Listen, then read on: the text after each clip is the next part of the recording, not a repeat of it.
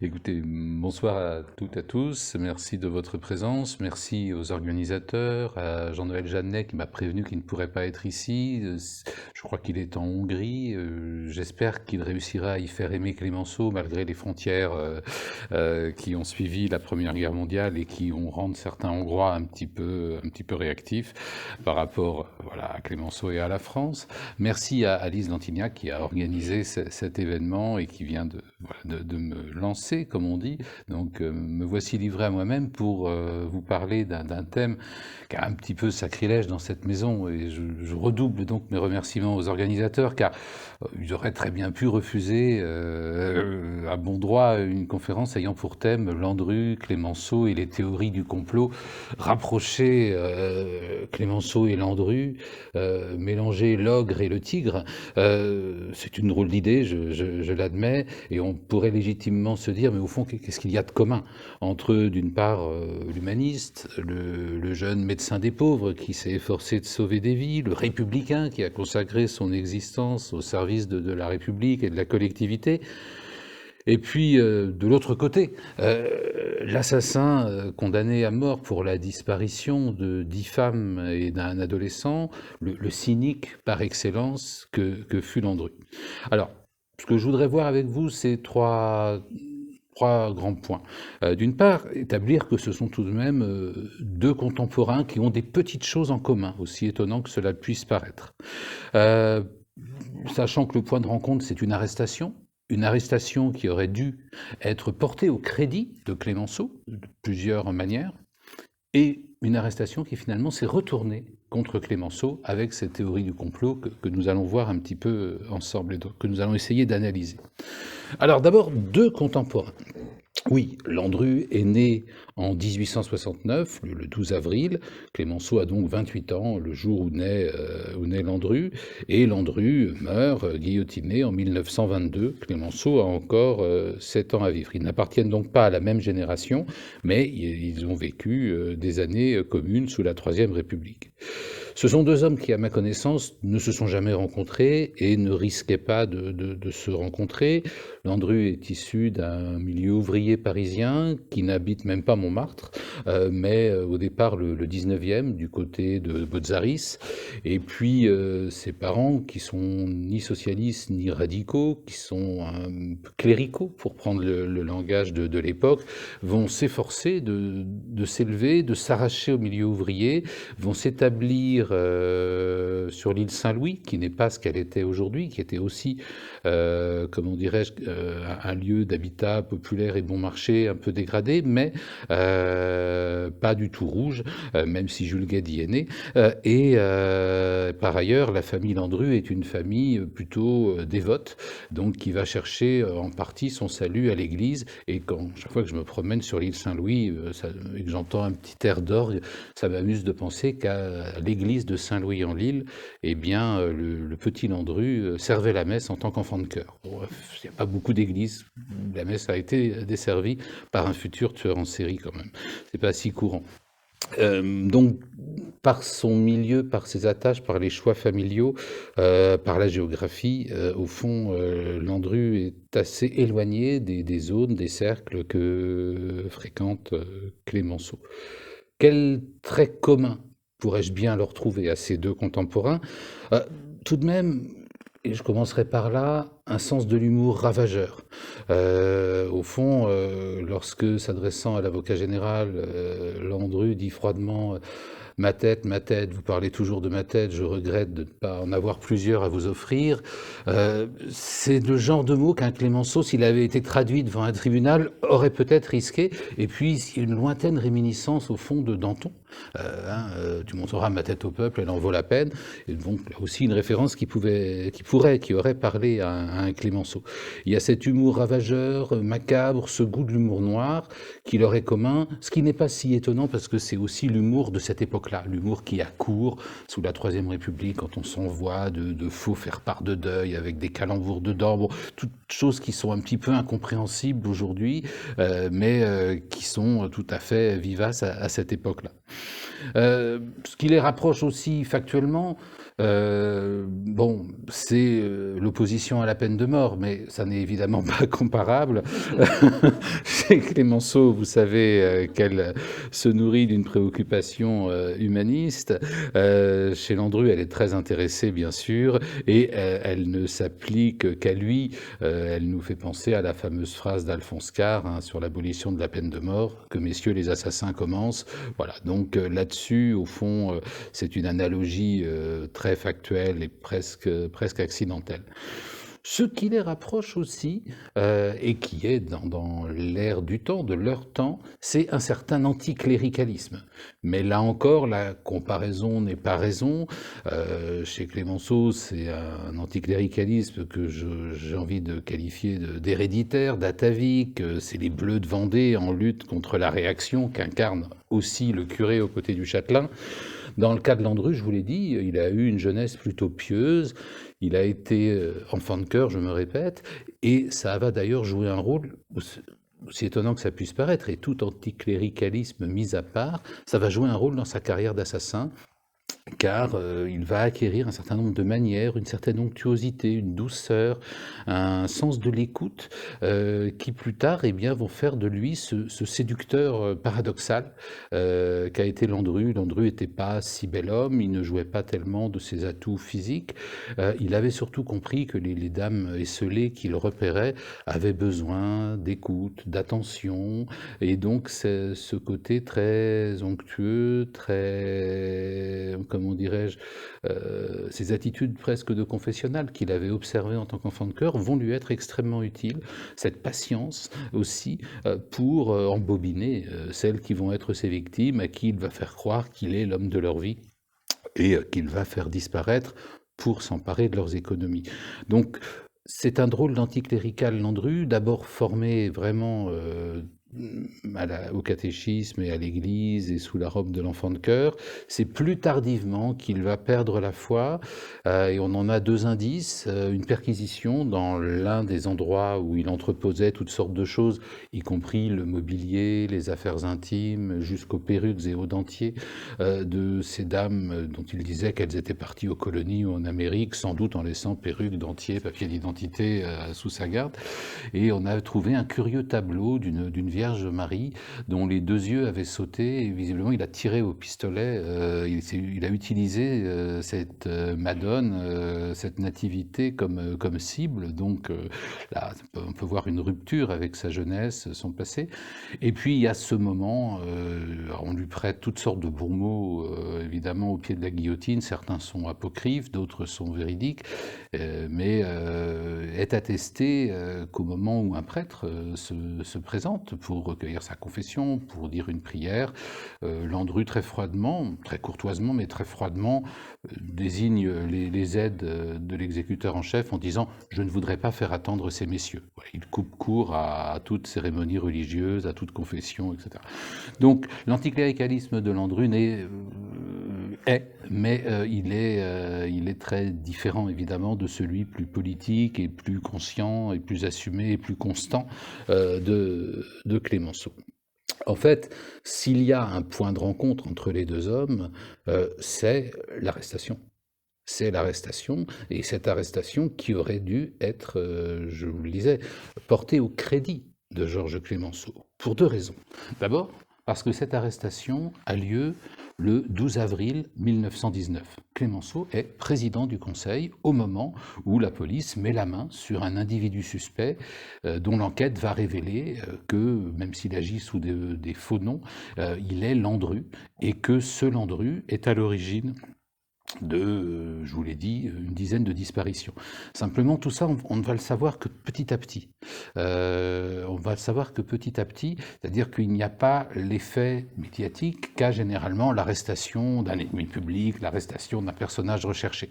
Donc même si cette arrestation a lieu, au fond, Clémenceau, comme vous le savez, est de nouveau président du Conseil de novembre 1917 à janvier 1920.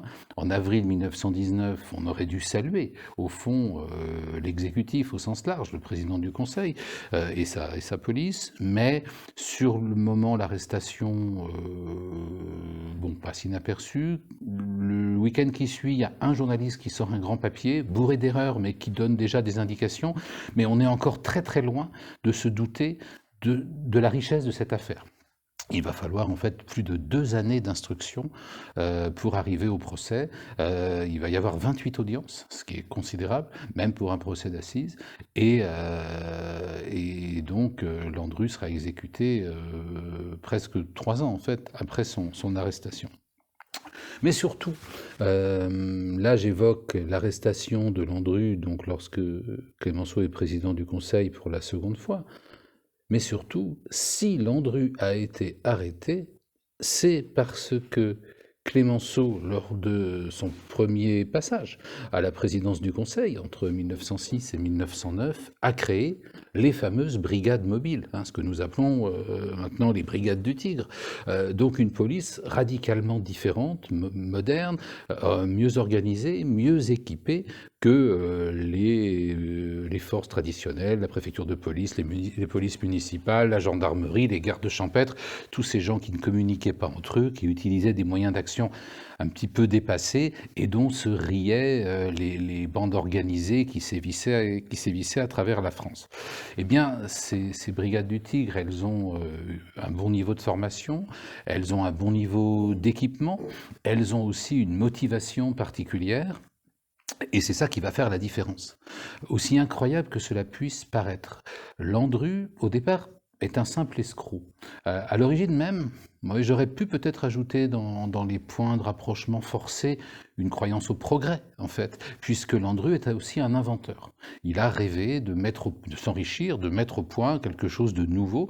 Il est l'un des précurseurs de ce que nous appelons aujourd'hui les mobilités douces, puisque partant d'un vélo, il a eu l'idée de le motoriser. Il a même déposé un brevet pour une motocyclette qui s'appelle la Landru, dont un prototype existe et qu'un collectionneur a restauré, qui roule, qui marche, qui fonctionne. Le brevet est toujours conservé à l'Institut national de la propriété industrielle. Il existe des publicités que Landru a publiées en 1899, dans la perspective de la grande expo universelle de 1900, avec l'idée qu'il trouverait des investisseurs, qu'il développerait son invention, qu'il deviendrait un industriel riche et respecté et qu'il accomplirait ainsi, au fond, la promesse qu'il incarnait pour ses parents, Henri Désiré Landru, appelé à prolonger les efforts de ses parents. Son père était un simple chauffeur, et sans jeu de mots, et bien lui deviendrait un constructeur et un industriel. Et il a échoué parce qu'il n'est pas évidemment le seul à avoir eu l'idée de motoriser un deux roues, et parce qu'il n'a pas eu soit le talent, soit les contacts, soit l'entre-gens qu'il fallait pour trouver des investisseurs et pour développer au plan industriel une telle invention. Alors Landru devient un escroc, c'est-à-dire qu'il utilise son invention pour drainer des fonds, pour solliciter des partenaires industriels, commerciaux, des gens qui vont lui avancer de l'argent. Et à chaque fois, il disparaît avec la caisse, il disparaît avec les avances, avec les cautionnements, ce genre de choses. C'est des petites escroqueries assez minables, mais qui lui permettent d'abord de survivre, et ensuite, eh bien, d'assurer à sa famille et à ceux qui l'entourent, sinon la réalité, du moins l'apparence de cette réussite. Landru, c'est un escroc et un imposteur. C'est quelqu'un qui, alors qu'il n'a aucun diplôme, se présente. Alors, il a épousé une voisine de palier en lui expliquant qu'il était architecte, alors qu'il était simple commis dans un cabinet d'architecture. C'est pas tout à fait la même chose. Et puis, bon, la brave dame se retrouve enceinte. Elle reste avec ce beau parleur. Il aura 4 enfants. Landru est un bon citoyen en apparence. C'est un homme qui présente bien, propre sur lui, père de famille, père de 4 enfants. Il a aussi une maîtresse qu'il gâte, qu'il entretient. Il est tout à fait dans la norme de cette Troisième République. Il pouvait très bien voter radical, il n'y a aucun souci. Simplement, il a ce problème d'imposture. Il doit assurer une apparence bourgeoise à tout point de vue, mais évidemment, ça nécessite de multiplier les indélicatesses. Alors, une indélicatesse, 2 indélicatesses, ça peut passer au bout d'un moment, vous êtes quand même rejoint par la police.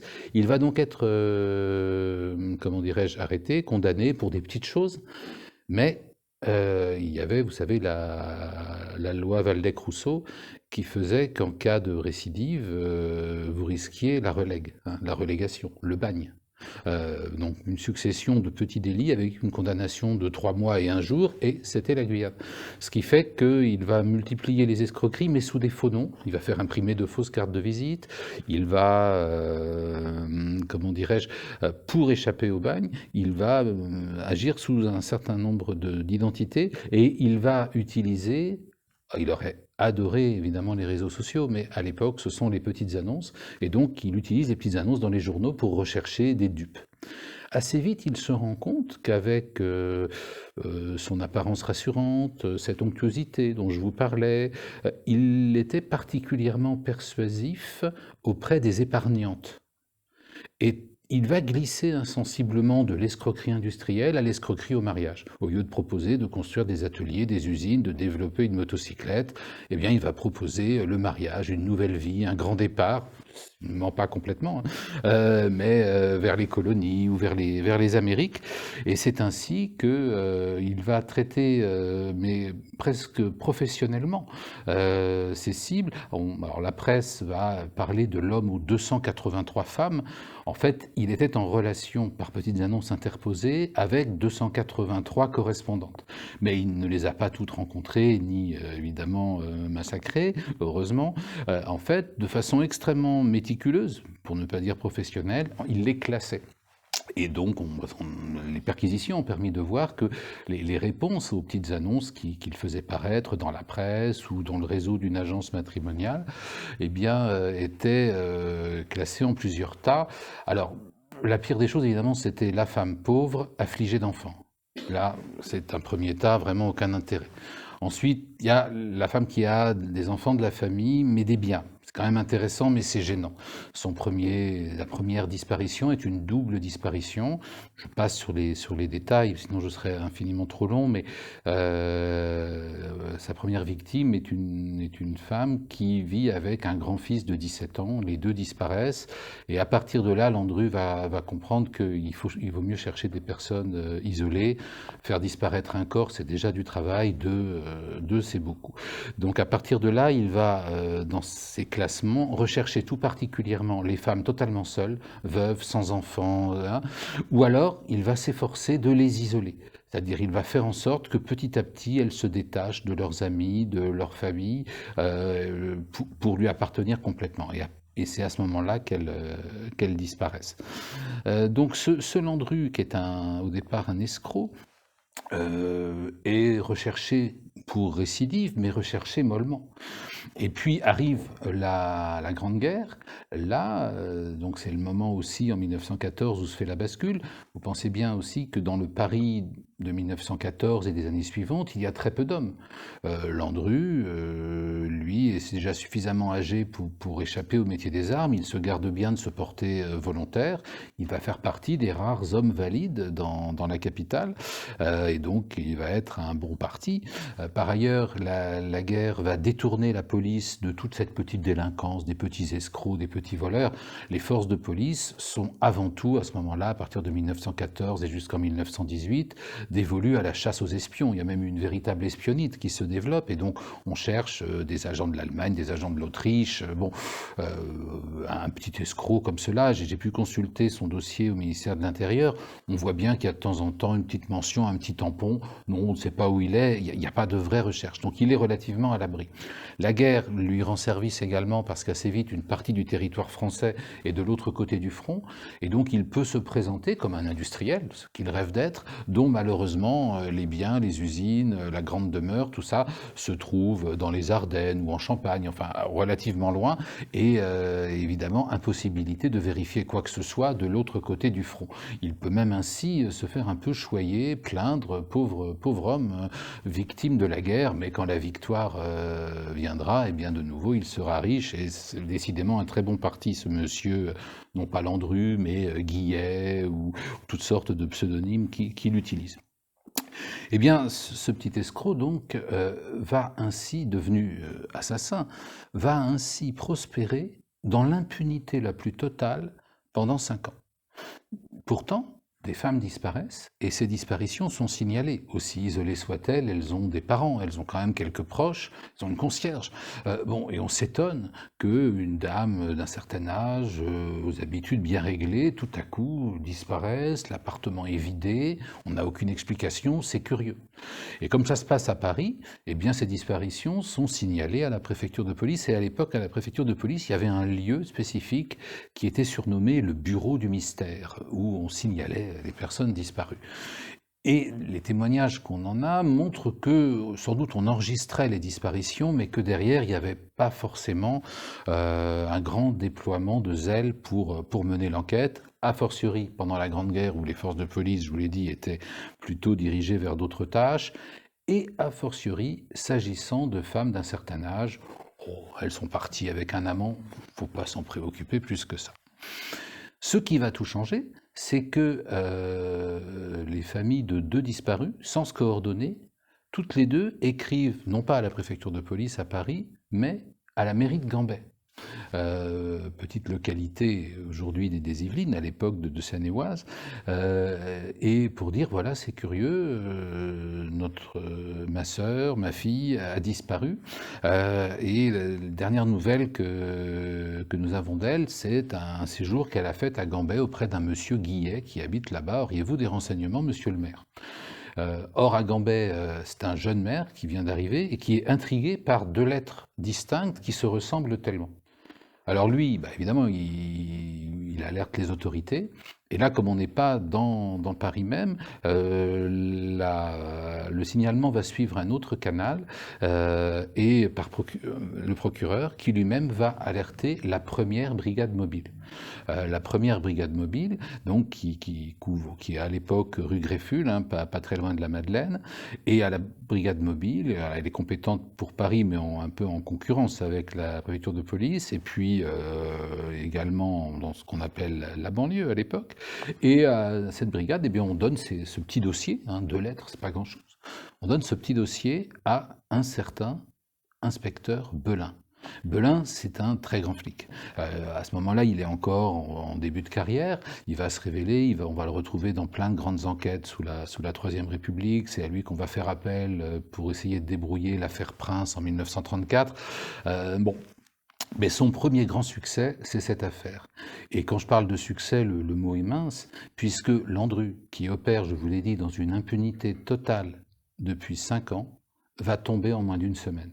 1 semaine d'enquête sérieuse, d'enquête à la Mobilard, d'enquête telle que les a voulu Clémenceau, va mettre hors d'état de nuire cet assassin. Que fait Belin ? Je fais vite, on pourra y revenir si vous le souhaitez. En fait, d'abord, il refait le travail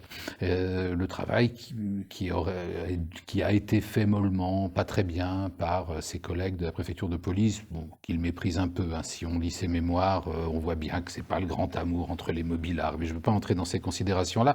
Disons qu'il trouve qu'on n'a pas bien traité ce dossier, et donc il reprend les choses à l'origine, et il va voir les familles à l'origine des 2 lettres. Et il se fait assez mal accueillir, d'ailleurs, par la sœur d'une des 2 disparues, qui, elle, ne fait pas la différence entre ces forces de police, et qui ne comprend pas pourquoi on vient l'interroger sur des choses qu'elle a déjà dites. Donc, il la décrit comme une brune pyrénéenne. On imagine une femme de caractère, qui a été par ailleurs occupée dans sa cuisine, et qui l'a assez mal reçue. Et donc, battant en retraite, mais assez finement, Belin lui dit, écoutez, c'est pas grave, mais je vous laisse ma carte si jamais, voilà. Il laisse sa carte avec un numéro de téléphone. Les mobilards ont le téléphone, de même qu'ils ont des automobiles.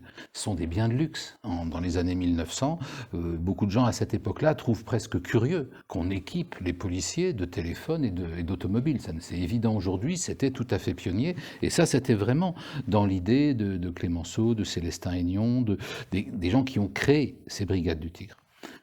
Eh bien, alors il y a plusieurs hypothèses, je vais rester sur la plus simple, mais quelques jours après cette visite, la sœur en question, la brune pyrénéenne, se promenant pas très loin de son lieu de travail, rue de Rivoli, tombe en arrêt devant un magasin qui a disparu, qui est à peu près au niveau de la tour Saint-Jacques, qui s'appelait Au Lion de Faïence. Si vous allez sur place, vous verrez encore des petits lions sculptés sur la façade. C'était un grand magasin de vaisselle. Et là, ce barbu qu'elle avait vu jadis avec sa sœur disparue est là avec une autre femme. Et ils sont en train d'acheter un service de vaisselle. Alors, évidemment, normalement, il ne devrait rien se passer. Que peut-elle faire, cette pauvre femme? Oui, mais elle a une carte de visite avec un numéro de téléphone. Et donc, elle peut alerter très vite cet inspecteur Belin, qui est très réactif, qui saute dans une automobile. Alors là, il n'y a pas d'auto disponible chez les mobilards, mais il saute dans un taxi, il va faire une note de frais élevée, il a le droit de le faire, et il arrive. Évidemment, le barbu est déjà parti, mais enfin, on a une piste. Le magasin vient de fermer. C'est pas grave, on refait une note de frais, on va chez le patron du magasin pour lui faire ouvrir. Le patron dit: ah ben non, moi je veux bien, mais c'est un de mes employés qui ferme et qui a les clés, qui habite en banlieue sud. On refait une note de frais, on va chercher l'employé, on va le réveiller, et en pleine nuit, on rouvre le magasin, on regarde dans les livres, et oui, le mystérieux barbu qui a commandé tout un service, et bien évidemment n'est pas parti chargé de ce service. Il a laissé lui aussi une carte de visite pour le faire livrer au 76 rue Rochechouart. Et donc, en moins d'une semaine, Belin a une adresse. Alors évidemment, au petit matin, il se précipite là-bas et il n'y a personne. Personne. Donc on suppose que le barbu a d'autres endroits où vivre. Peut-être a-t-il senti qu'il avait été aperçu par quelqu'un. Bon, en tout cas, pendant plusieurs jours, il est introuvable. Mais Belin ne lâche pas. Et alors, ce qui est remarquable, je vous parlais de motivation, c'est que bon, les effectifs de la première brigade mobile ne sont pas énormes. Belin a plein d'autres affaires et ses chefs traitent un peu ça à la dérision. L'intuition qu'il a que ces deux disparitions peuvent être dues à un même individu, ce fameux barbu dont il a l'adresse, ça amuse un peu ses collègues. D'après ses mémoires, on se fiche un peu de lui, sa hiérarchie ne le soutient pas. Et donc, il en est réduit à faire cette enquête je dirais à ses moments perdus. Il fait les enquêtes pour lesquelles il est vraiment missionné. Et puis chaque soir, il passe boulevard Rochechouart. Il s'est arrangé avec la concierge. Il y a quand même un pacte ancien entre les concierges et la police pour savoir si le barbu était revenu. Le 11 avril 1919, il fête avec ses collègues le départ en retraite d'un policier, d'un vieux mobilard, chez Mollard, en face de la gare Saint-Lazare. Bon, et en sortant, allez, c'est pas très loin de la gare Saint-Lazare, au boulevard Rochechouart, ça fera une promenade digestive. Il y va de nouveau, et là, la concierge dit: oui, il est là, le barbu. Évidemment, c'est la nuit. On est en France, on n'arrête pas les gens en pleine nuit. Il faut attendre le petit matin et il ne faut pas, évidemment, que l'occupant de l'appartement ait l'idée de s'en aller avant le jour. Donc, que fait Belin? Il reste. Alors d'abord, avenue Truden, il y a un arbre, je pense que c'est le même. Je ne suis pas un grand connaisseur en botanique, mais il y a un arbre derrière lequel, effectivement, comme il l'écrit dans ses mémoires, vous voyez très bien le numéro 76 qui existe toujours. Et donc, il planque là un certain temps. Et puis, bon, la nuit devient fraîche, donc il s'arrange avec la concierge qui le laisse entrer et il va passer le reste de la nuit dans l'escalier. À un moment même, il raconte qu'un locataire un peu ivre monte, donc lui monte au tout dernier étage pour ne pas se faire repérer. La personne rentre chez elle, il redescend et il attend comme ça sur le palier. Le matin, il envoie la concierge demander des renforts. Le barbu est toujours là. Il frappe à la porte. On entrouvre, les policiers poussent et on arrête ce mystérieux barbu. Normalement, il s'appelle Guillet, d'après la carte de visite laissée au lion de faïence. On l'amène rue Grefful pour l'interroger. Au moment de monter, il laisse tomber dans le caniveau de petites choses bizarres. Bon, et Belin, évidemment, voit cela, ramasse les objets. Ce sont 2 calepins pleins d'inscriptions qui vont se révéler intéressantes, car Landru est aussi un graphomane. Au fond, cet homme qui n'a laissé aucun cadavre, aucune preuve, a lui-même fabriqué des preuves contre lui avec toutes ces inscriptions. Je vous passe un peu les détails, mais vous avez sans doute entendu parler de ces contes d'apothicaire qu'il faisait.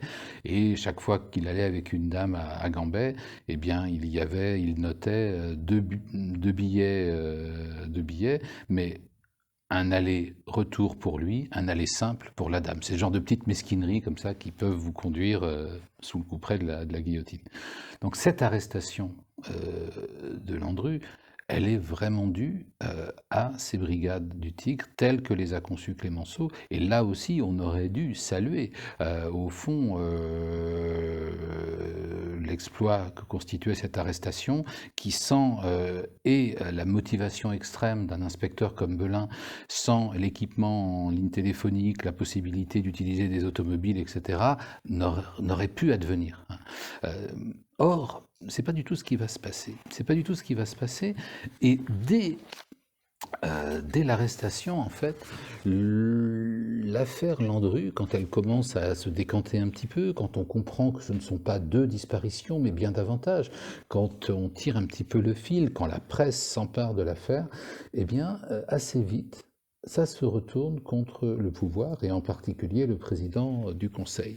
Voici ce qu'écrit un jeune journaliste. Il a l'excuse d'être débutant, mais il a un certain style. Au démarrage de l'affaire, on est encore au stade de l'enquête, des perquisitions. Il n'y a pas d'affaire Landru, mais simplement une histoire inventée par le gouvernement pour détourner l'opinion des vrais problèmes. Et à peu près à la même époque, il va y avoir un dessin assez savoureux dans la presse où on voit de dos un colleur d'affiches qui recouvre de, comment dirais-je, de manchettes, d'appels sur l'affaire Landru, toutes sortes d'affiches sur des sujets beaucoup plus sérieux, les emprunts d'État, l'inflation, les négociations diplomatiques, etc. Avec l'idée que cette affaire Landru, ben, elle fait tout oublier, elle recouvre les sujets sérieux, c'est un leurre pour l'opinion. Et cette idée-là, qui naît dès 1919, va se développer et va prendre des proportions complètement folles, puisqu'assez vite, vous allez avoir des gens pour défendre l'idée que, en fait, l'affaire Landru est purement et simplement un montage de Clémenceau, avec l'idée que c'est un acteur qui a tenu le rôle de l'accusé lors du procès, comme évidemment les réparties et la faconde de Landru ne sont pas celles d'un criminel ordinaire. Donc on a payé un comédien, on a payé quelqu'un pour jouer l'assassin. Et d'ailleurs, allons, entre nous, personne n'a été guillotiné. À l'issue du procès. Alors selon les versions, c'est un mannequin, c'est un cadavre, on a fait semblant, et ça va aller assez loin. Un auteur qui était aussi un galeriste et un collectionneur, qui s'appelle Romy, qui a publié de très très beaux livres dans les années 1960, écrit encore en 1963 comme une certitude qu'il y a eu, comme cela, une manipulation. Et il cite une source dont vous apprécierez la sûreté, ce sont les mémoires du clown Grock.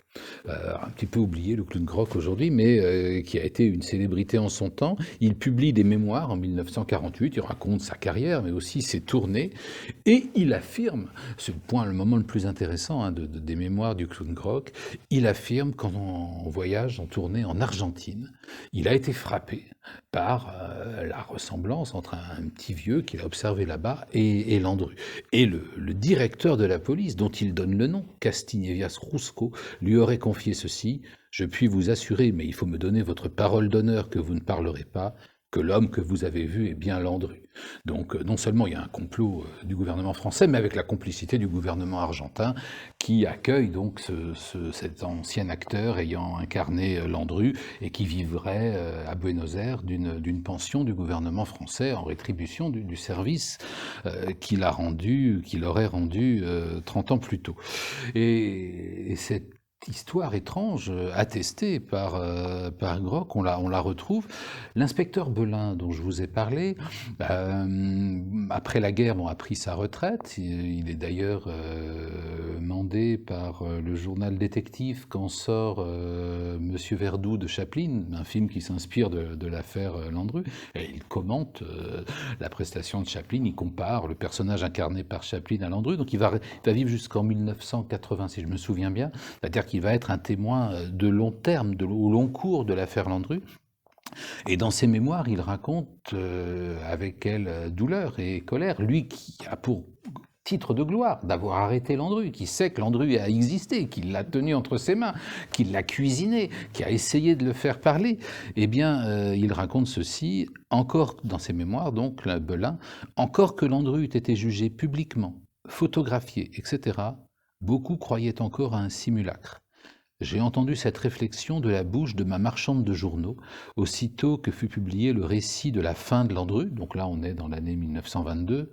Vous y croyez, vous? On a monté sur la guillotine un mannequin en cire avec une barbe noire, et allez donc, la farce est jouée. Cette affaire a été bien montée, le père Clémenceau est réellement un malin. Voilà ce témoignage que nous livre Belin. Ça va continuer donc avec le Clown Croc, ça continue avec Romy, ça continue avec Charles Trenet, qu'on n'attendait peut-être pas dans cette galère, mais il y a une chanson assez drôle, même si aujourd'hui je pense qu'elle tomberait plusieurs fois sous le coup de la loi, mais où Charles Trenet s'amuse avec l'affaire Landru, et en particulier il y a un couplet qui est le suivant: Landru, Landru, on prétend qu'on t'a vu en bon petit père vivant à Buenos Aires.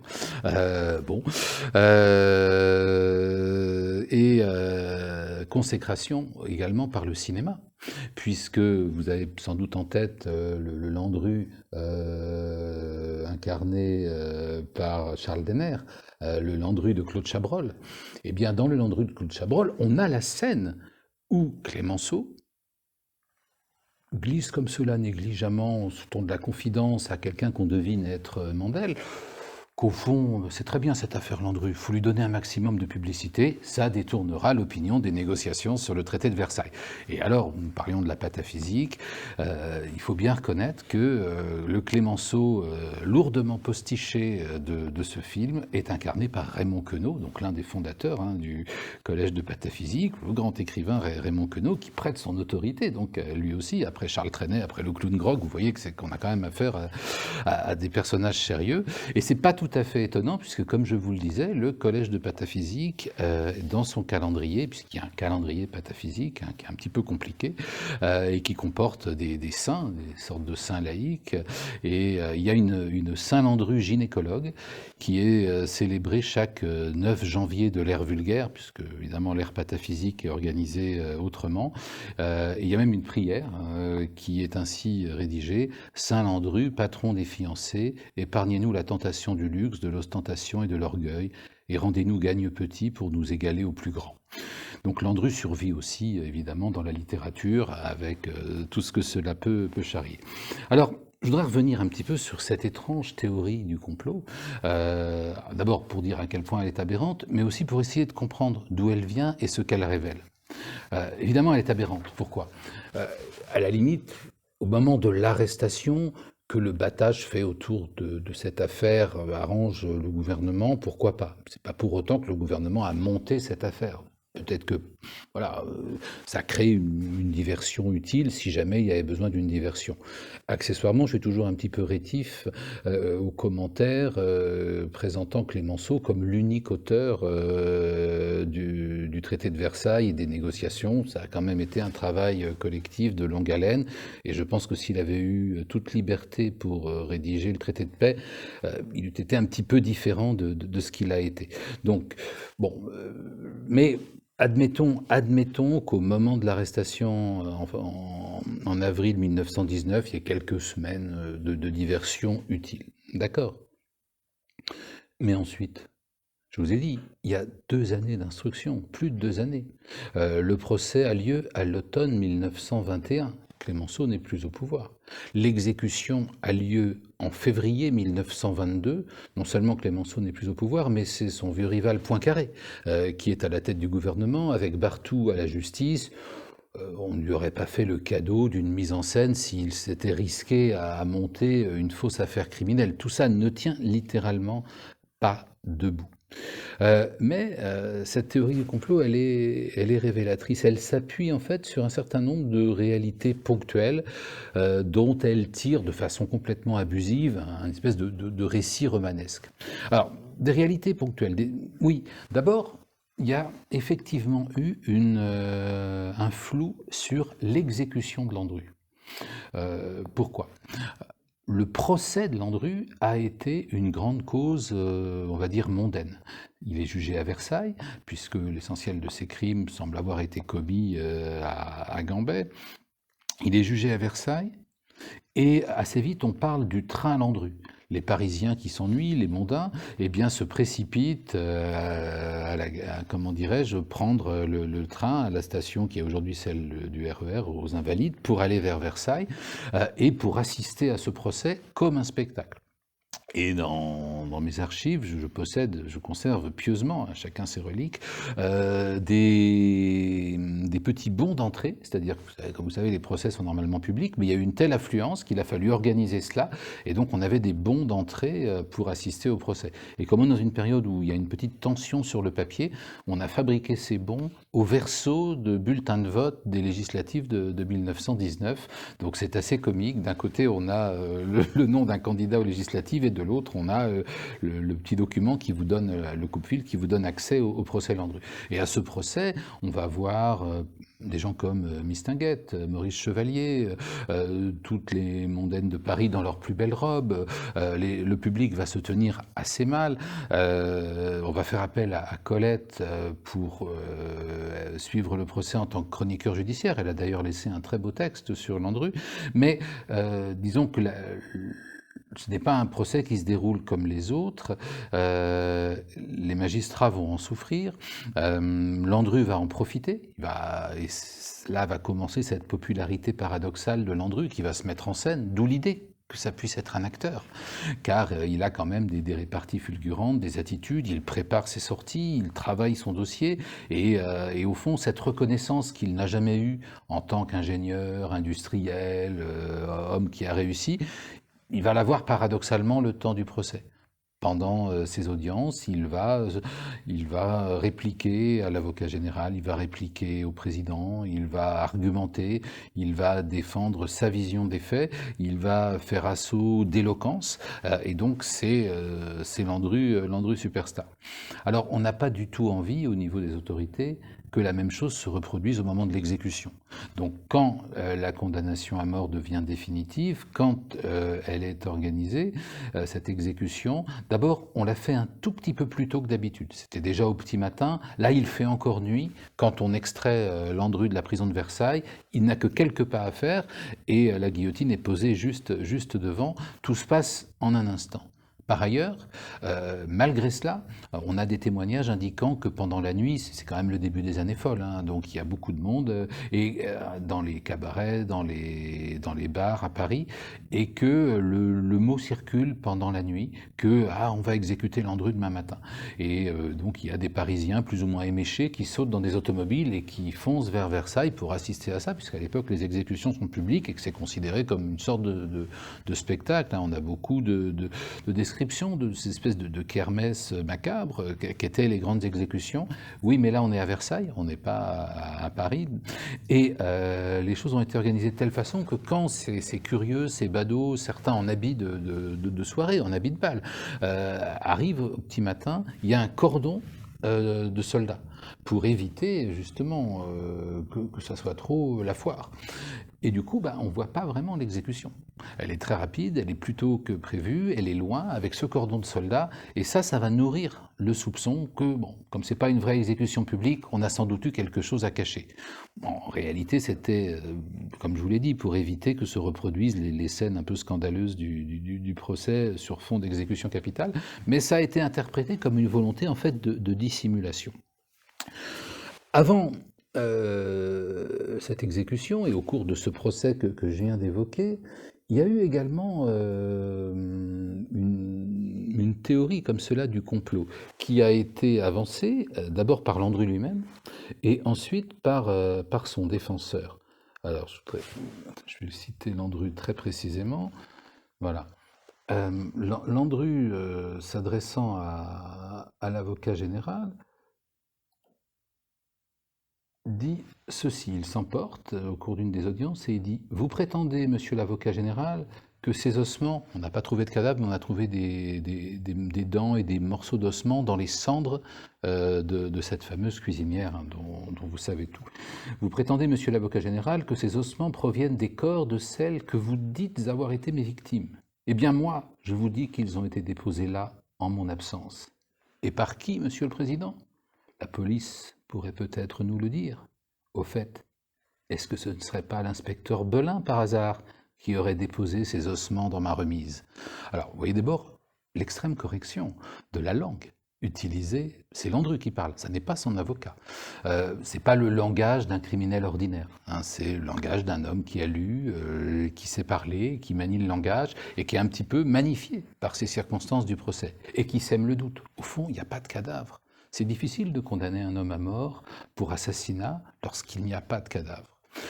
Et l'avocat, maître de Moreau-Diaffer, va aller exactement dans cette voie, et avec d'ailleurs un étonnant pastiche de Clémenceau. Vous savez que Clémenceau, dans l'affaire de Panama, mis en cause pour une supposée corruption, a répliqué par un magnifique discours avec l'anaphore « Où sont les millions ?» Il décrit son train de vie très simple, qu'il a marié sa fille sans dot, qu'il ne possède que quelques actions dans une société de chasse, enfin rien. Et c'est ponctué à chaque fois de la question « Où sont les millions ? Où sont les millions ? Où sont les millions ?» Très efficace. Eh bien, maître de Moreau-Diaffer a-t-il pensé à Clémenceau? Il fait exactement la même chose. Où sont les cadavres? Où sont les cadavres? Où sont les cadavres? Et maître de Moreau-Diaffer, c'est un personnage intéressant, c'est aussi un homme politique, il va être député de la Corse. À l'origine, c'était un bonapartiste de gauche, une famille politique qui n'a pas su prospérer, et donc il va se refaire une virginité chez les radicaux.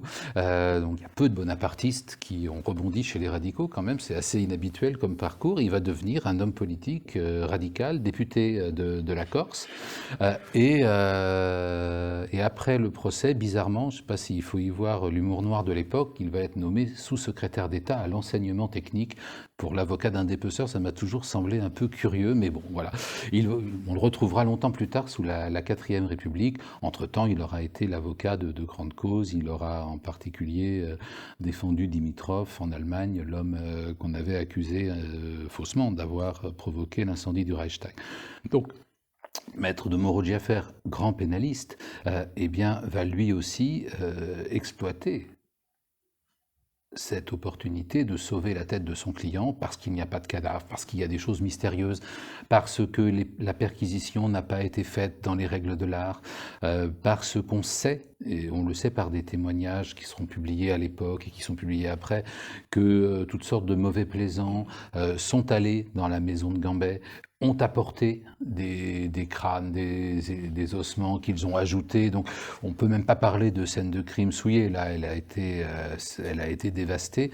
On a même le témoignage de 3 chroniqueurs judiciaires, dont l'écrivain André Salmon, qui explique qu'à un moment, il fallait quand même renouveler, elle a duré longtemps cette affaire Landru, il fallait tenir en haleine le public.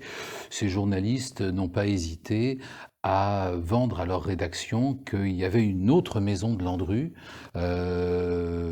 du côté de Barbizon, un endroit agréable où on mange bien, et comme ça, ils ont obtenu des notes de frais pour aller à Barbizon, festoyer tout un week-end, et ils avaient emporté un crâne qu'ils avaient mis en scène là-bas. Bon. Donc il y a eu plein de fausses pistes, plein de fabrications, plein de canulars du plus mauvais goût, plein de dénonciations calomnieuses, etc., de toutes sortes.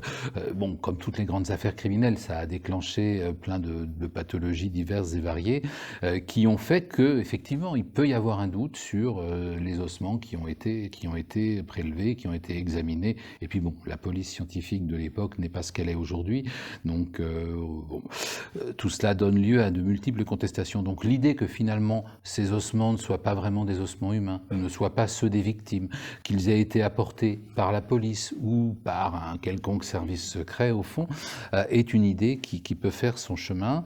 Par ailleurs, il faut bien se rendre compte aussi que ce procès Landru, s'il est une cause mondaine, s'il est comme cela, ce moment un peu étonnant que je vous ai décrit, c'est aussi parce qu'on est dans l'après-guerre, qu'en fait c'est le premier grand procès criminel de l'après-guerre. Pendant la guerre, il y a eu d'une part une censure de la presse, et Clémenceau lui-même en a souffert, hein, l'homme libre devenant l'homme enchaîné, donc Clémenceau en a souffert. Il y a une censure de la presse qui fait qu'on traite pas ou peu les affaires criminelles de cette époque-là. Tous les Français sont unis, amis, et on passe un peu sous silence les affaires criminelles. Elles sont d'ailleurs pas très nombreuses, pas très importantes, puisque la police, je vous l'ai dit, est occupée à autre chose.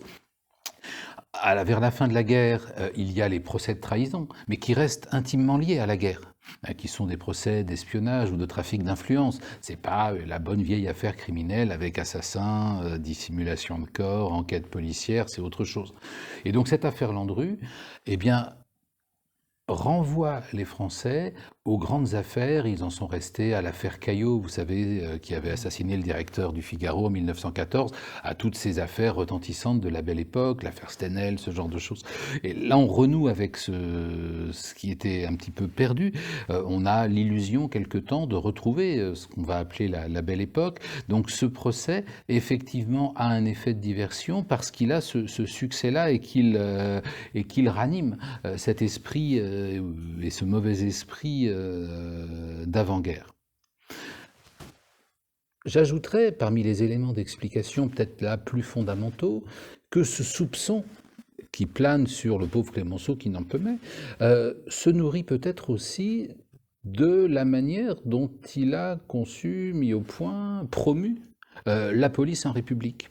En effet, je vous ai dit c'était grâce à lui qu'on a arrêté Landru, grâce aux brigades mobiles, grâce aux brigades du Tigre. Mais au moment où il crée ces brigades, et au moment où il va faire monter le taux d'élucidation, il a un but politique en tête également. Il ne s'agit pas seulement, bien sûr, c'est très bien d'arrêter les criminels, mais de façon plus large.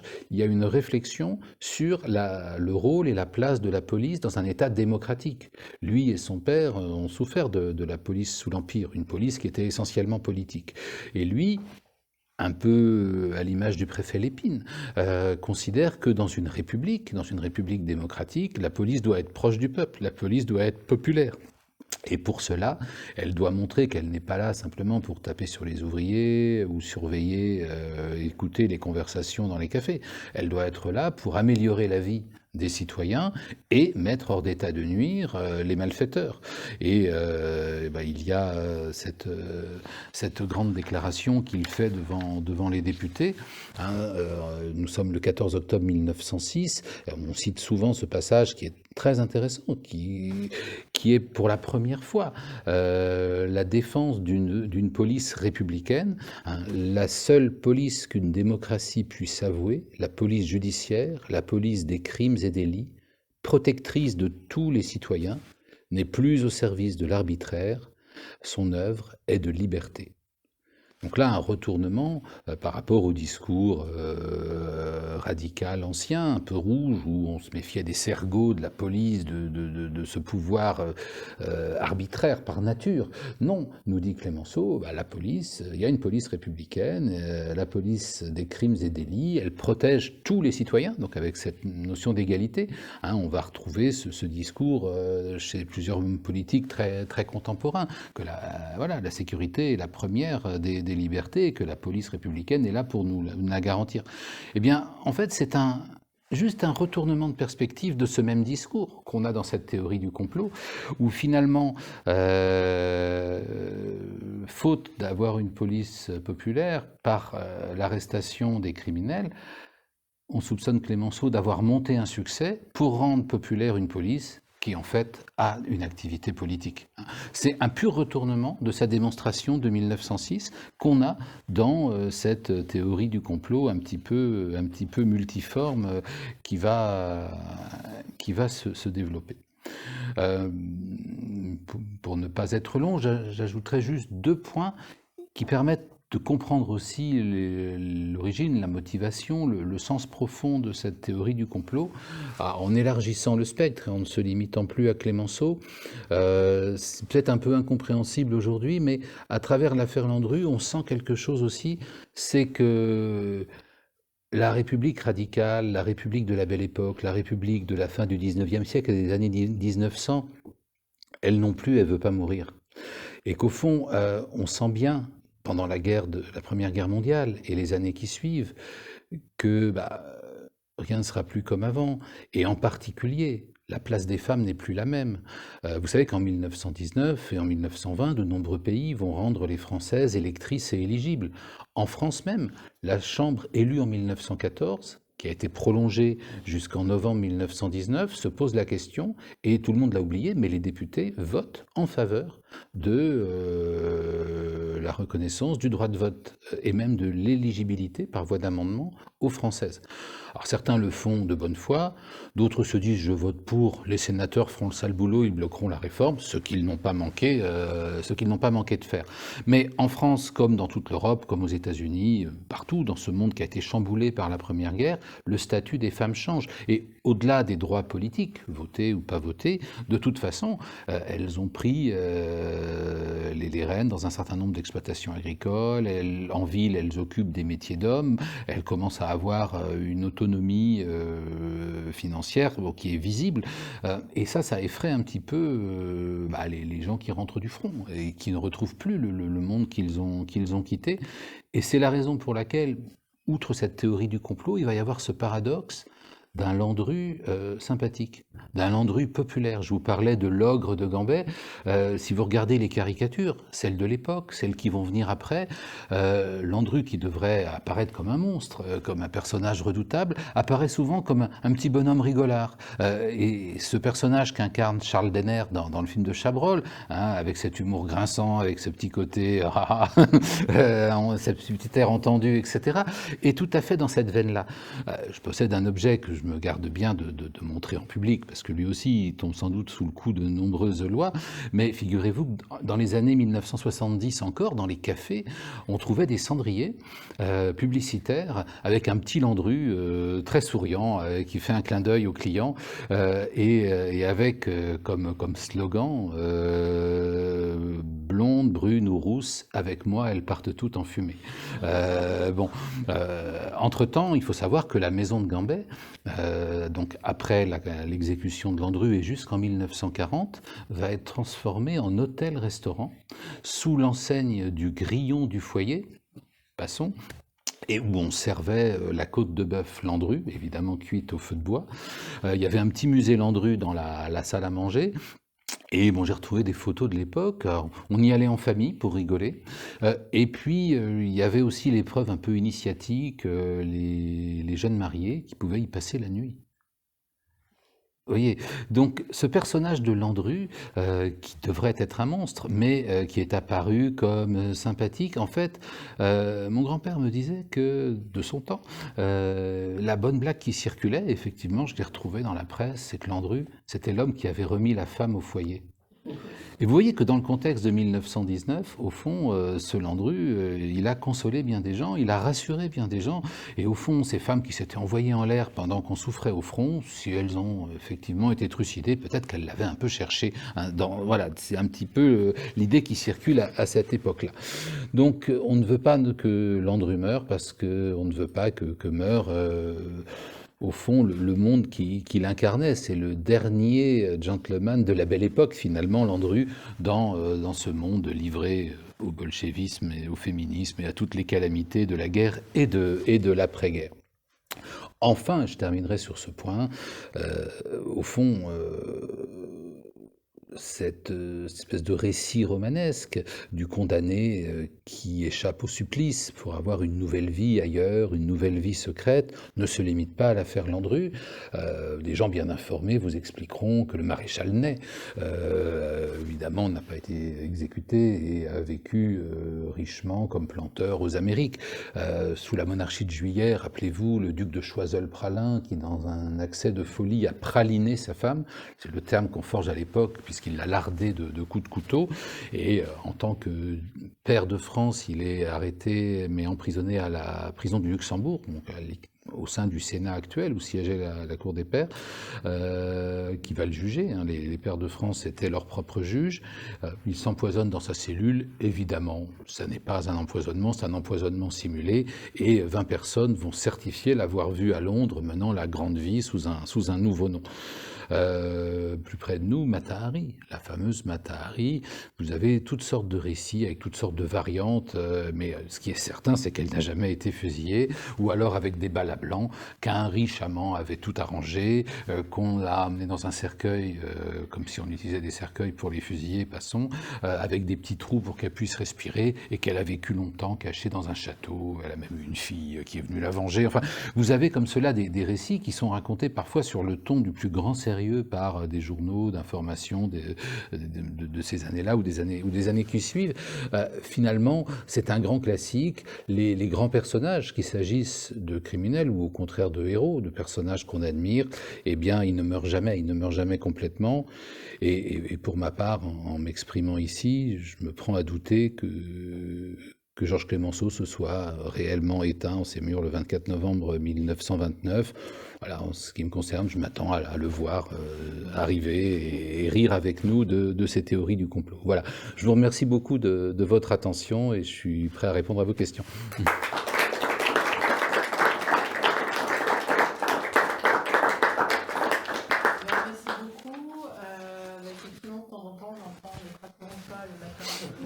J'en étais sûr. C'est spiral, voilà. Donc je le laisse tranquille le matin, sauf quand les groupes scolaires arrivent, n'est-ce pas? Voilà. En fait, je vois que les fake news, c'est pas nouveau, et surtout l'incrédulité, ceux qui savent mieux que nous. Voilà. Le pouvoir de la presse aussi, la méfiance de la presse, là où on est vraiment nous décrier tout ça. Moi, j'ai eu quelques questions un peu par ça, peut-être développer, mais pas plus. Est-ce que d'autres personnes ont des questions? Quel était le budget du ministère de la Justice lorsque Clémenceau était ministre, approximativement? Est-ce qu'il était aussi misérabiliste que de nos jours? Alors, à ma connaissance, Clemenceau n'a jamais été ministre de la Justice. Il a été ministre de l'Intérieur et plus tard ministre de la Guerre. Et à l'époque, par ailleurs, vous étiez président du Conseil en même temps que chargé d'un portefeuille. Mais il n'était pas, à ma connaissance, il n'a jamais été garde des Sceaux. Après, sur le montant du budget, je suis très mauvais en chiffres, je ne vous dirai... Aussi mauvais que maintenant. Ah non, mais les effectifs sont incomparablement plus faibles. Donc, ce qu'il faut voir aussi, si vous trouvez les chiffres, il faut de toute façon s'en méfier parce que il y a tout le poids de la pénitentiaire qui, à l'époque de la première présidence du Conseil de Clemenceau, fait partie du ministère de l'Intérieur. Qui, Aristide Briand devenant garde des Sceaux et ministre des cultes, c'est un appariement un petit peu spécial, va passer au ministère de la Justice. Donc il y a tout ce bloc de la pénitentiaire qui rend en plus les statistiques difficiles à interpréter. Mais de toute façon, on est sur des effectifs et des moyens qui sont beaucoup plus réduits qu'aujourd'hui.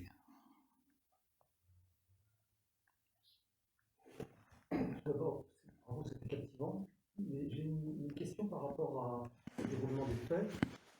Comment se fait-il que le Victoire entre novembre 18 et juin 19, donc avant le congrès de Versailles, soit devenu impopulaire, alors que ce sont ensuite les parlementaires qui ont écarté la présidence de la République. Mais pourquoi était-il devenu impopulaire? Alors, je crois que ce qui était impopulaire, c'est la guerre et l'effort de guerre. Et que déjà, autant le 11 novembre a été un moment de liesse extraordinaire, mais le 11 novembre est venu parce que Clemenceau, avec parfois dans une certaine solitude, a refusé tous les pourparlers intermédiaires, les projets de paix séparés, tout ce qui aurait pu réduire la pression liée à la guerre, avec le risque que ça redémarre quelques années plus tard. Et donc Clemenceau est allé au bout de son idée, avec l'idée du dernier quart d'heure, que voilà, c'est celui qui tiendra le dernier quart d'heure qui emportera la victoire et que ce sera une vraie victoire. C'est une idée qui était loin de faire l'unanimité. Même dans sa propre majorité, on peinait à le suivre. Et puis après, il y a eu l'idée l'idée aussi, parce que bien sûr les Français, compte tenu de leur sacrifice, et mettons-nous à la place des familles qui avaient perdu un père, un fils, attendaient beaucoup de cette victoire. Et cette victoire n'a été que la fin de la guerre finalement. Oui, on a repris l'Alsace et la Moselle, on a eu quelques satisfactions, mais on était très très loin de ce qui pouvait être attendu. Le continent est resté en état de semi-guerre dans pas mal d'endroits, beaucoup de problèmes pas réglés. N'oublions pas aussi le problème de l'inflation. Clémenceau n'en est pas responsable, il n'en est pas l'auteur, mais la guerre, les dépenses de la guerre, l'endettement de la France a fait sauter ce système du franc or qui avait duré un siècle et qui a appauvri non seulement les bourgeois mais aussi les petits rentiers, la classe moyenne, les gens qui avaient un petit peu d'économie. Donc ajouter à ça la révolution bolchevique et les emprunts russes, enfin bon, donc tous ces désordres, toutes ces déceptions ont nourri la lassitude des Français. On imagine que je pense même que Clémenceau s'en est plutôt bien tiré, parce qu'il a quand même beaucoup donné de sa personne, parce qu'il était respecté, parce qu'il a donné l'exemple autant qu'il a pu. D'autres gouvernants auraient été complètement balayés par un tel mécontentement. Il faut voir que souvent on enseigne, voilà, il y a la guerre de 14-18, il y a la victoire et après il y a les années folles. Non, il y a 2 à 3 années intermédiaires qui sont des vraies années de crise, entre novembre 1918 et 1922-1923, où les choses redeviennent un petit peu normales en quelque sorte. Il y a des années de crise économique, de chômage, de tensions parfois révolutionnaires. Il y a les déceptions des anciens combattants qui ne vont faire que s'accroître dans l'entre-deux-guerres. On ne se relève pas en 2 jours d'une guerre mondiale. Et Clémenceau a payé cela aussi. Je vous dirais, pour prendre un personnage qui par certains côtés ressemble à Clémenceau, je pourrais vous retourner la question, pourquoi Churchill perd-il les législatives après la victoire de 1945 ? Peut-être pour des raisons analogues. C'était la crainte d'obsèques civiles qui avait conduit les parlementaires à l'écarter en janvier 1945. Il y avait bien des raisons. Il y avait une raison qui s'appelait Aristide Briand aussi. Il a été vraiment prêt à tout pour que Clémenceau ne soit pas à l'Élysée, ce qui lui a permis ensuite, évidemment, dans les années 20, d'être quand même très très présent au ministère des Affaires étrangères et à la présidence du Conseil. Et un rusé comme Briand a réussi la conjonction des contraires. La droite catholique, l'extrême gauche, des gens vraiment très très différents ont formé une sorte de cartel du non avant la lettre, tout sauf Clémenceau en réalité. Alors comme vous le savez, Clémenceau n'a pas été battu, il a compris qu'il le serait et il n'a pas été candidat. Comme vous le savez, ce fut Deschanel, avec un nombre de voix record. Aucun président de la troisième n'a été si largement élu pour 7 ans, et il a tenu 7 mois. Et vous connaissez l'épilogue. C'est une phrase de Clémenceau, mais Landru s'en serait tiré tout aussi bien. Tomber du train, monsieur Deschanel, ça ne m'étonne pas, il a toujours été pressé d'arriver. Savez-vous ce que pensait Clémenceau de l'affaire Landru ? Alors, je n'ai pas trouvé de jugement, j'ai cherché, en ce qui me concerne, je n'ai pas trouvé de jugement ou de déclaration de Clémenceau sur Landru. Ça existe peut-être, mais je n'en ai pas trouvé. Il faudrait que je demande à Lise Dantignac, qui sait absolument tout sur Clémenceau. Mais personnellement, j'ai cherché, j'ai interrogé des gens comme Samuel Tomei, des gens bien informés, mais non, on n'a pas de traces. Alors, on peut penser aussi que Clémenceau est tout de même ce qui s'appelle un républicain, un vrai républicain, et en tant qu'homme politique, quand il est au pouvoir en particulier, il ne se mêle peut-être pas de commenter une affaire qui fait l'objet d'une instruction. On aurait pu imaginer un bon mot au moment de l'exécution, ou ensuite, ou plus tard, entre 1922 et 1929. Je n'en ai pas trouvé. Si quelqu'un en trouve un, je suis tout à fait preneur. Quels sont devenus les enfants de Landru ? Alors, très bonne question. En fait, donc Landru, je vous l'ai dit, avait une maîtresse, une femme et 4 enfants. La maîtresse a témoigné en sa faveur. C'est même un des seuls témoins qui soit venu pour dire du bien de Landru, pour dire à quel point c'était un homme irréprochable. Et donc Fernand de Segret, puisque c'était son nom, est allé aux assises et a dit qu'elle ne s'était jamais sentie inquiète avec Landru. On sait par ailleurs, et c'est assez précieux par les dépositions qu'elle a faites auprès de la police, qu'elle avait avec Landru une vie sexuelle tout à fait satisfaisante et absolument normale. Et c'est intéressant parce que ça nous indique que Landru, tueur en série, n'était pas un sadique, n'était pas un pervers. Il tuait essentiellement pour s'approprier les biens de ses victimes. Mais par ailleurs, il avait une sexualité absolument normale et pour cette femme de 25 ans plus jeune que lui, tout à fait satisfaisante. Et elle le dit avec une franchise assez étonnante aux enquêteurs. Fernand de Segret, je vais répondre à votre question, mais j'en profite pour évoquer un peu tout le cluedo familial. Fernand de Segret, qui était une vendeuse dans une boutique, en fait, mais qui rêvait d'être actrice, se voit tout à coup, au lendemain du procès, proposer des rôles. Donc elle va aller sur les planches, va se donner un petit peu en spectacle, puis assez vite elle comprend que évidemment c'est pas du tout son talent de comédienne qui attire le public, mais le parfum de cette affaire. On veut voir la maîtresse à Landru, bon, et donc assez vite elle cesse de paraître, elle se cache et elle va connaître une nouvelle vie. Alors elle fait ce qu'était censé avoir fait les disparus de Landru, ce qu'on a appelé ses fiancés. Elle est effectivement partie aux colonies, en l'occurrence au Liban, un mandat français, et elle a vécu de longues années au Liban comme préceptrice, institutrice privée. Bon. Et elle revient en France, c'est une vieille dame, pour y couler sa retraite, l'affaire étant, pense-t-elle, complètement oubliée. Patatras, sort le film de Chabrol, avec Stéphane Audran dans son propre rôle, et elle fait un procès à Chabrol. Dans un premier temps, elle gagne, en première instance, puis ensuite elle perd les dommages et intérêts qu'elle avait obtenus. Donc là, ça l'attriste terriblement, ça ravive toutes sortes de souvenirs. Eh bien, figurez-vous qu'en 1968, Fernand de Segret, à Flers, dans l'Orne, il y a un château, elle monte en haut du château et elle se suicide. Et donc, c'est la 12e et dernière victime de Landru, vous voyez, 46 ans après l'exécution de Landru. Ça, c'est l'histoire de Fernand de Segret. Quant à la femme et aux enfants, c'est beaucoup plus discret. En fait, Madame Landru, née Rémy, c'est son nom de jeune fille, aurait pu être, au fond, attaquée, jugée pour complicité. Grosso modo, elle ne savait pas exactement ce que faisait son mari. Landru avait un logement à Clichy où il y avait sa famille. Et ensuite, il avait, puisqu'il était aussi mécanicien, garagiste, il avait d'ailleurs pour client le jeune Jules Romain qui a laissé quelques textes indiquant à quel point ce garagiste était lettré, sympathique, intéressant, etc. Bon.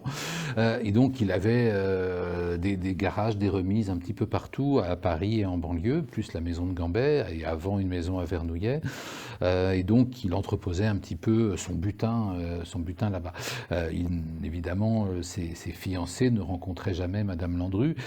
Elle ne savait pas exactement ce qu'il faisait, mais elle savait plusieurs choses. Elle savait d'abord que son mari avait été condamné plusieurs fois pour escroquerie avant 1914. Ce n'était pas un homme d'une moralité, d'une probité à toute épreuve.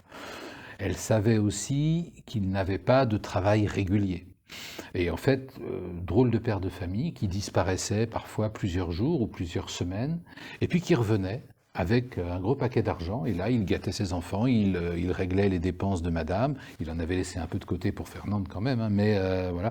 Et donc là, il se comportait en patriarche, et puis il redisparaissait. Tout ça était hautement suspect. Enfin, l'une des victimes, en général, Landru se débrouillait pour que, puisqu'on devait partir aux colonies ou en Amérique, donc on faisait juste une étape à Gambet, et donc sa fiancée arrivait avec un sac plein de bijoux, de valeurs, d'or, d'argent, enfin tout ce qu'on emporte quand on part pour une nouvelle vie. Et donc il n'avait plus qu'à se servir, et il leur faisait signer des procurations pour tout ce qui était bancaire. Dans l'un des cas, la procuration n'était pas faite, mais il savait où était le compte, et donc il a envoyé sa femme retirer, vider le compte, en fait, en se faisant passer pour la victime. Donc là, Madame Landru ne pouvait pas ignorer qu'il y avait quelque chose de tout de même très louche, puisqu'on lui demandait d'aller vider le compte d'une autre femme. Bon, tout ça a été quand même très, très, très suspect et condamnable. Et à l'issue de cela, Landru d'ailleurs, qui était extrêmement, je vous l'ai dit, près de ses sous, lui a offert une pâtisserie rue de la Lune, dans un lieu qui existe toujours. C'était une des rares largesses de Landru, il était content. Donc cette femme aurait pu être condamnée, poursuivie, condamnée pour complicité. Et ça, la police le lui a fait sentir. Alors Belin n'insiste pas du tout sur cet aspect dans ses mémoires, mais il est clair qu'à un moment, elle choisit. Et plutôt que d'être condamnée aux côtés de son époux, peut-être moins lourdement, mais condamnée, sachant aussi qu'elle a des enfants qui sont mineurs, en fait, elle demande le divorce et elle charge son mari. Donc Landru est défendu par sa maîtresse, mais chargé par sa femme légitime, qui le charge d'autant plus volontiers qu'elle, évidemment, du coup, apparaît blanche comme linge. Après l'exécution, donc, c'est-à-dire que avant le procès criminel, le procès aux assises, il y a un petit jugement de divorce aussi qui va donner lieu à quelques lignes narquoises dans la presse. Donc quand Landru est exécuté, en fait, il est de nouveau célibataire, il est de nouveau divorcé. Et la femme, en fait, reprend son nom de jeune fille, Rémy, et les enfants vont vivre sous le nom de Rémy, et qui a l'avantage d'être un nom assez courant, et donc vont se fondre, vont vraiment cultiver la discrétion et l'anonymat. Alors c'est un des regrets, évidemment, que j'ai rétrospectivement, puisqu'ils ont vécu, ils étaient 4, ils ont vécu jusqu'au début des années 80. Donc techniquement, j'aurais pu les rencontrer. J'aurais éventuellement pu, c'est toujours très délicat, mais échanger avec eux, essayer de recueillir des impressions, des souvenirs, des jugements, que sais-je. Ce que j'ignore encore, c'est si eux-mêmes ont eu une descendance ou pas. Et c'est compliqué parce que, bien sûr, vous me direz, il y a l'état civil, mais le nom de Rémy en Île-de-France est quand même extrêmement répandu. Donc, même avec les éléments dont je dispose, voilà, il faudrait que je me tourne vers la police judiciaire et évidemment, elle me répondra non pour savoir s'il y a des petits-enfants de Landru aujourd'hui. Et puis alors une anecdote, je n'ai pas rencontré les petits-enfants de Landru, mais j'ai eu la surprise un jour en cherchant comme ça, un peu tous azimuts sur Landru. J'ai eu la surprise au moment où je m'apprêtais à publier mon livre, de pouvoir acquérir une pièce à conviction de l'affaire Landru. Alors il y en a eu beaucoup, il y a eu évidemment la fameuse cuisinière, qui est toujours propriété d'un très célèbre animateur de l'audiovisuel français. Il y a eu tout ce qu'on a saisi chez Landru et qui pouvait être accablant pour lui. Et bien, figurez-vous que sur un site de vente en ligne extrêmement grand public, en cherchant plutôt des vieux papiers, de la presse, etc., un jour je vois mise en vente une pièce à conviction avec le scellé. Bon, je suis très intrigué. Je prends rendez-vous avec le vendeur, un personnage un peu bizarre, qui m'expliquait que il ne voulait pas la poster parce que c'était fragile, effectivement, les scellés en cire, c'est fragile, mais qu'il détestait Paris et qu'il voulait pas non plus aller à Paris pour faire une remise en main propre. Et j'avais pas non plus envie d'aller à l'autre bout de la France quand même. Donc nous convenons d'un rendez-vous sur un parking en Île-de-France. Et là, en partant, je me dis acheter une relique d'un tueur en série sur un parking au bord d'une autoroute, est-ce bien raisonnable? J'étais un petit peu sur mes gardes quand même, et arrive un homme tout à fait charmant, un jeune homme, qui avait cette relique et qui m'a expliqué qu'en fait, il la tenait de son grand-père. En effet, à l'époque, après les procès, et quand le jugement était devenu définitif, étaient organisées des ventes aux enchères par les domaines, pour liquider les pièces à conviction. Il fallait bien en faire quelque chose. L'affaire étant définitivement jugée, plus de recours. Alors ces ventes étaient surtout fréquentées par des ferrailleurs, ce qui fait que certains policiers grinçaient des dents en expliquant que des armes du crime risquaient de resservir, que le ferrailleur allait les revendre à bas prix à des malfaiteurs qui allaient de nouveau les utiliser. Pour la vente Landru, compte tenu du retentissement du procès, ça a été une vente mondaine. On sait qu'il y a eu des enchères assez élevées et beaucoup de collectionneurs qui voulaient avoir une relique de l'affaire Landru. C'est ce qui s'est passé avec cet objet. Cet objet est assez accablant puisqu'il s'agit d'un fer à friser. Donc chez un chauve, évidemment, c'est assez curieux. C'est avec un petit manche en ivoire, c'est clairement un objet très féminin. L'étiquette montre bien qu'il a été prélevé dans une des remises de Landru, à une adresse connue, rue Maurice à Clichy. Vraiment, l'objet est absolument authentique. Et donc en fait, il a été acheté en 1923, donc l'année qui suit l'exécution, pour considérer que le jugement là est vraiment plus que définitif.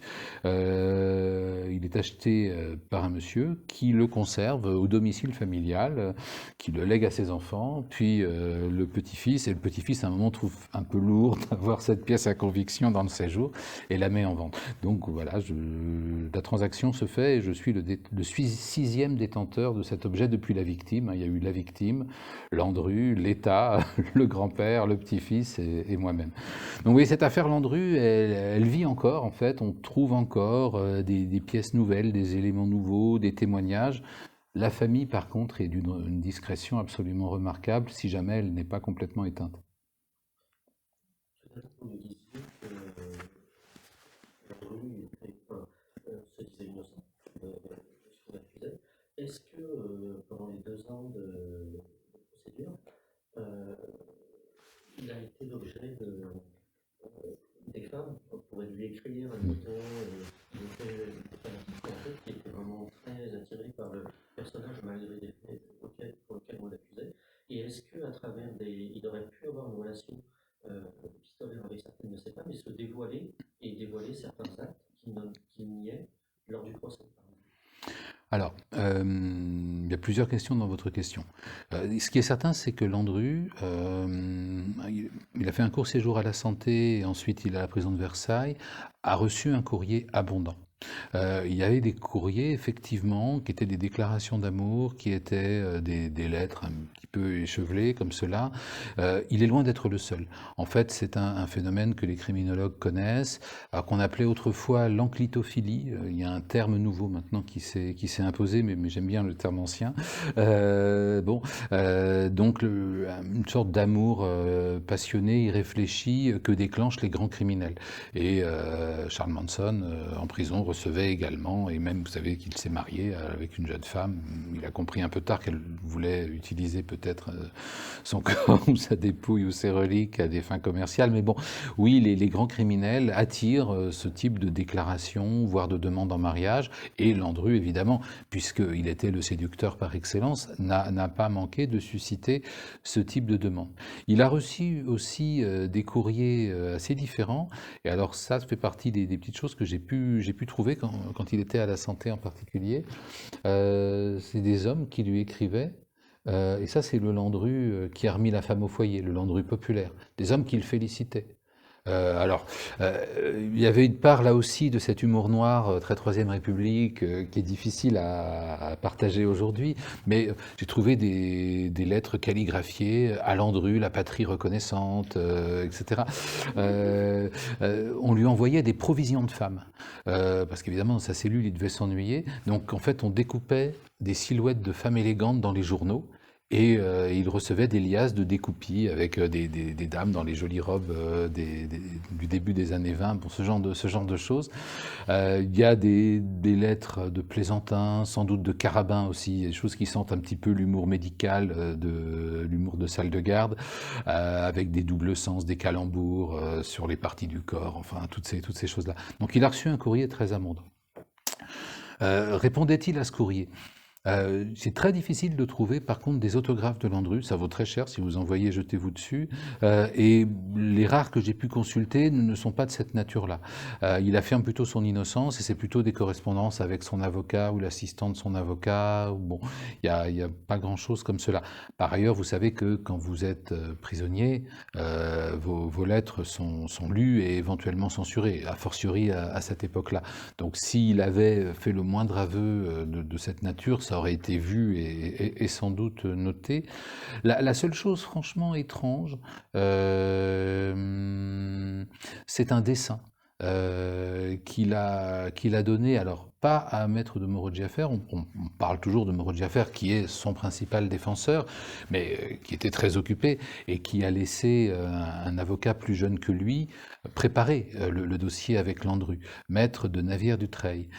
Et alors là, Landru a développé une vraie relation et avait une affection pour ce jeune avocat qui le défendait.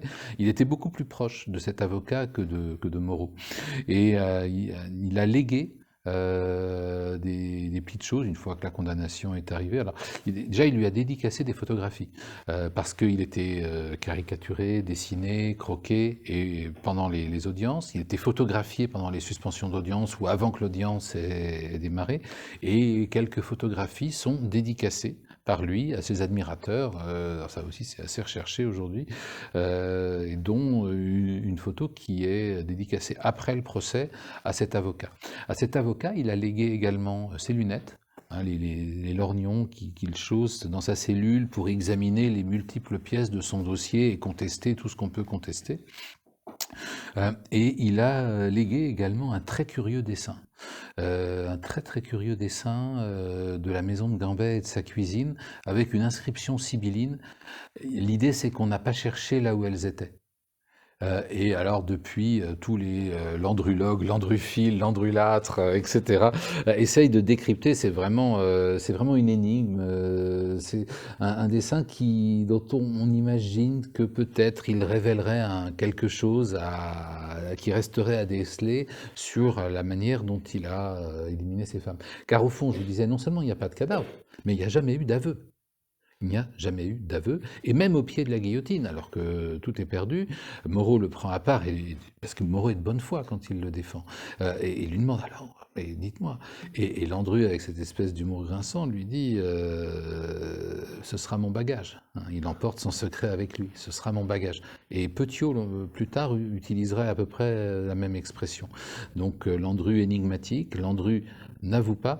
Alors dans les mémoires de Belin, Belin explique que il le cuisine assez longuement en se relayant, puis ils vont à Gambet, lui et ses aides. À un moment, ils adoucissent un peu Landru parce qu'il y a une petite panne d'auto et ils en profitent. Il y a tout un chapitre assez dingue où donc Belin et les deux policiers qui l'accompagnent pendant que le mécanicien répare la voiture vont dans une auberge et se tapent un gigot d'agneau avec l'assassin et on discute, etc. Bon, et Belin a l'espoir que ça crée une relation qui permette d'aboutir. Bon, mais Landru se ferme.